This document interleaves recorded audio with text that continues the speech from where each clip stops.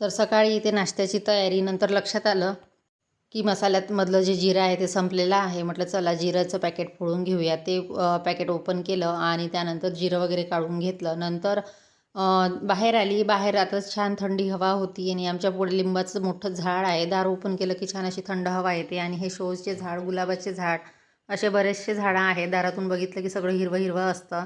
त्यानंतर सगळं म्हणजे झाडं, फुलं सर्व बाहेर आलं की बघायला मिळतात. त्यानंतर थोडा वेळ बाहेर थांबली. नंतर परत किचनमध्ये आली आणि आता वाजलेले होते 8. तर एकीकडे नाश्ता म्हणजे नाश्त्यामध्ये उसळ गेलेली आहे, ती शिजत आहे. तोपर्यंत म्हटलं हा टब घासून घेऊया.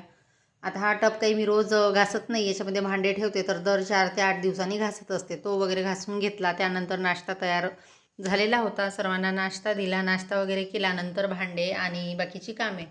तर ही मिक्स कडधान्याची उसळ आहे. मटकी, हरभरा आणि वाटाणा असे 3-4 प्रकारचे कडधान्य आहे आणि छान होते ही उसळ. तर नाश्ता वगैरे आटोपला. त्यानंतर भांडे घासायला घेतले. आता गॅस ओट्यावर बघू शकता भांड्याचा पसारा, कारण ओट्यावरच सर्व भांड्याचा पसारा असतो.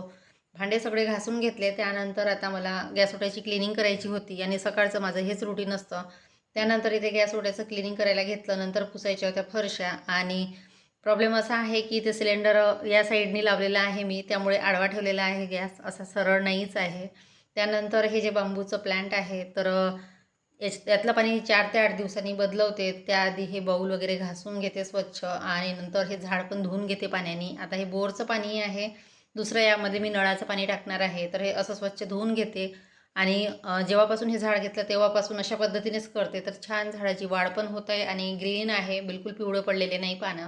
त्यानंतर हा मंदिरातून आणलेला प्रसाद. तर भरपूर असा जमा झालेला होता आणि त्यानंतर बघा आता दुपारच्या जेवणाची तयारी. तर इथे भेंडीची भाजी करायला घेतली. आज भेंडीची भाजी थोडी जास्तच केली. नेहमी एका पावाची करते, यावेळेस अर्धा किलोची. त्यानंतर भेंडीची भाजी आणि चपाती असं काही बेत होता. आता वरण भात काही लावलेलं नाही, फक्त भाजी आणि चपाती.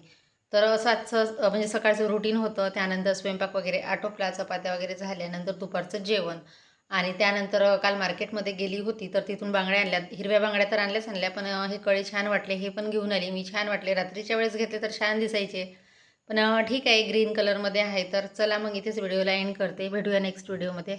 Bye bye.